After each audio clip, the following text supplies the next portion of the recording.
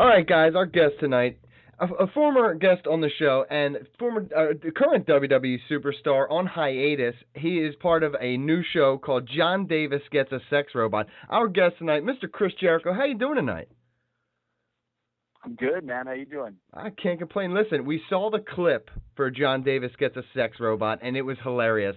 You are great on the microphone in the WWE, but the extent of your greatness was not fully realized until we watched this clip. This is you uncensored. This is you fun and just energized like I've never seen before. This is amazing. Talk to us about the project and talk to us about what it's like to be doing stuff outside the WWE, like acting-wise. Well, there's a guy called Justin Lin. He directed Fast and Furious movies. Really big Hollywood director. He's got his own YouTube channel called Yum Yum F.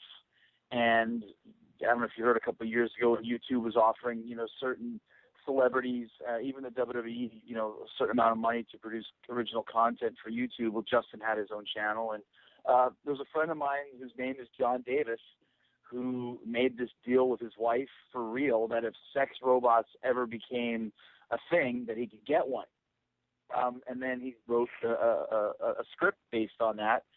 And one thing led to another, and Justin Lin bought it for his channel. And John,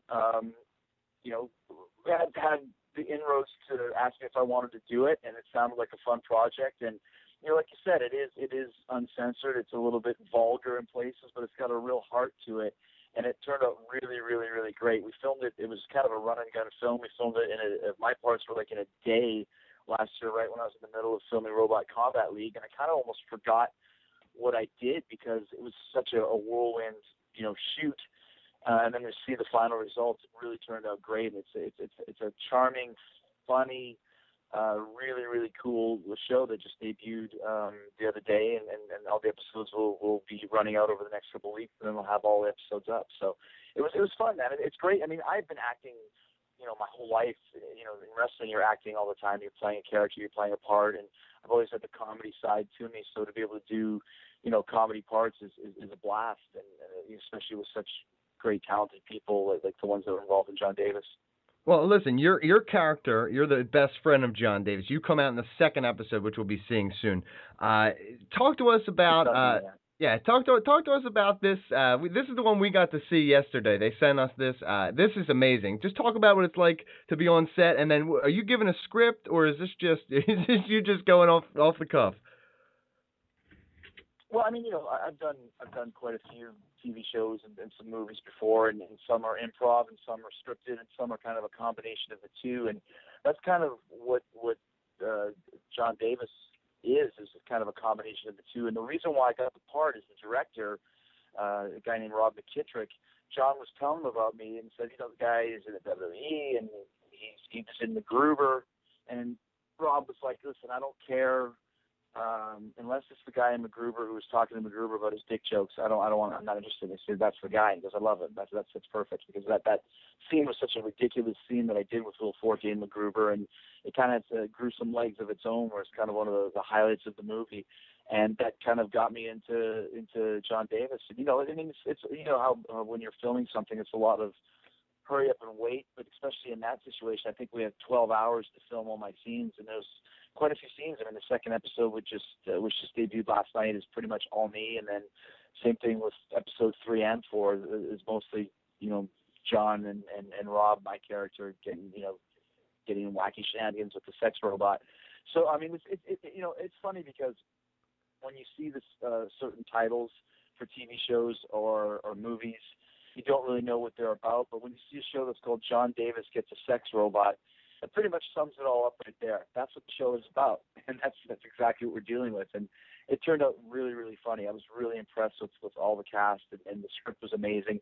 But there was a lot of improv thrown in there as well, and that adds to your character too. Oh, listen, we're talking about improv, and you get a lot of that from your WWE experience too. You've been one of the best promo men since you came into the business. Talk about how acting translates from wrestling and cutting promos and all that kind of stuff.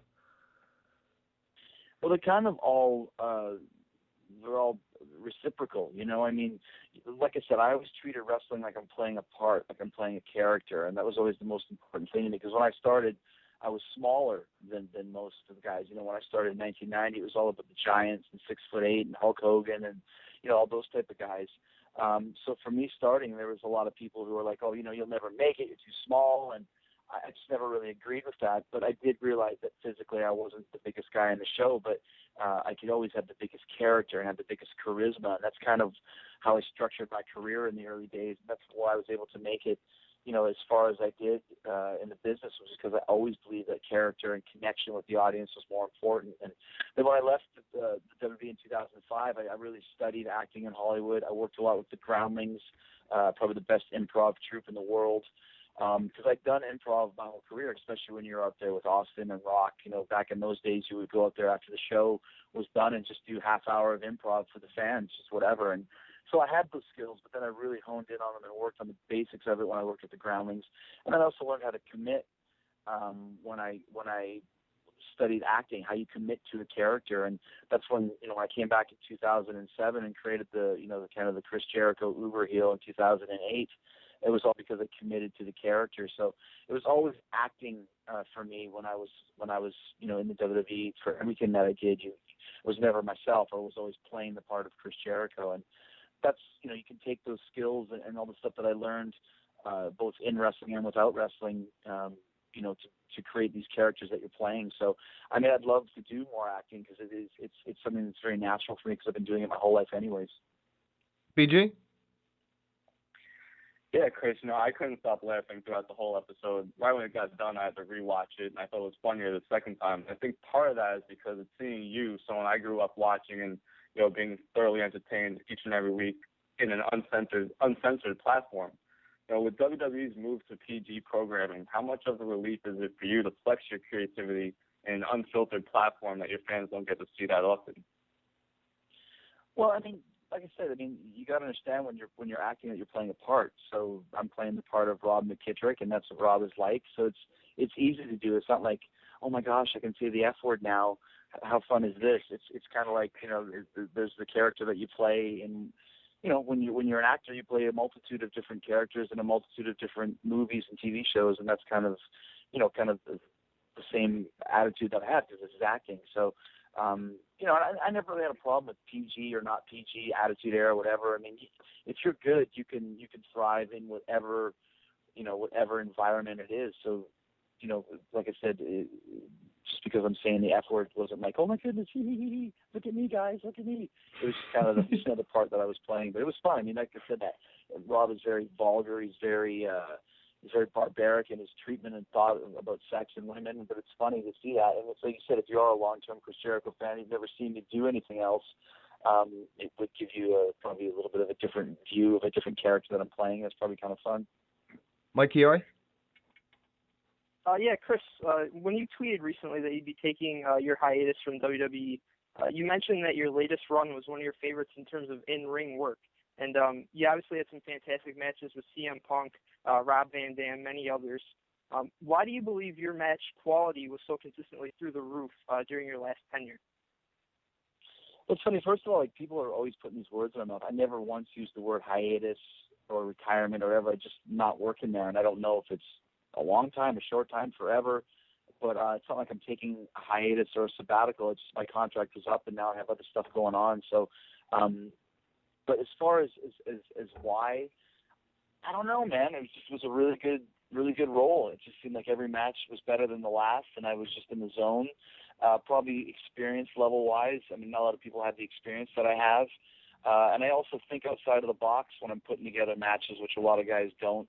Once again, because they don't have experience. So it just seemed like every match that I had clicked, and every match that I had worked. I mean, there was probably a few that weren't as good as others, but the majority of them I was really, really happy with, and some bona fide, you know, best matches that I've had in a long time, especially the Van Dam one on Raw and the CM Punk one at whatever it was in Chicago or Payback. Both of those matches I thought couldn't have been any better, and I was really happy with them both for different reasons. I mean, the Van Dam one, they added 8 minutes to that match or 10 minutes to the match like 2 seconds before we went to the ring. So it was all just called out there on the fly, and I think it was probably Rob's second match back and the first time we'd worked in 10 years and this, that, and the other thing. So probably one was just good luck, and two, probably my experience level and the way I think is different from a lot of the guys that are there. So it enabled me to kind of put together matches in a unique way. BG? Yeah, Chris, I want to touch on, you're touring with Fozzy, and Fozzy's been a major focus for you the past few years, and just the difference between touring with Fozzy and then touring with WWE, just like the preparation that goes in with touring with Fozzy and, the different crowds, and what goes into, being the front man for a band like Fozzy. That's a good question. Actually, yeah, I mean, there is a difference. I mean, WWE, at this point in time, I just kind of travel on my own. That's the way I like to do it, and you fly in, you rent your cars, you get your hotels, you drive from town to town, et cetera, et cetera. And also, too, sometimes, you're only on the road for 2 or 3 days a week, maybe 4 days a week sometimes. If it's an international tour, it's longer. But with Fozzy, you're on the bus with the group of guys, and that's actually really easy. You just kind of get on the bus after the show and get into your bunk and go to sleep when you're ready, and wake up and you're at the next show, so you don't have to worry about renting cars or driving or all that sort of thing. But also you don't have as much independence because you're with the rest of the crew and the rest of the band. But and also too, you go out longer. Like we just finished a 3-week tour of Europe and the UK, which is great, but we're getting ready to go out for a 5-week tour of the States and Canada. Starts on September 12th. So it's definitely a little bit of a different vibe. Some ways it's easier, some ways it's harder. And the only reason why it's harder is you lose a little bit of independence because you're with a group of guys the whole time. But it's fun. I mean, that's your band. You're with your brothers. So it's just really cool for me to see how much Fozzy's grown over the last 3 years and how much momentum we have right now, how big the band is getting. Because everybody that knows me knows I've been playing music my whole life, and I always wanted to be in a band and wanted to be a wrestler. So it's cool that I was able to get to the next level in both of those careers and watch them both flourish. Mike Chiari, finish this up.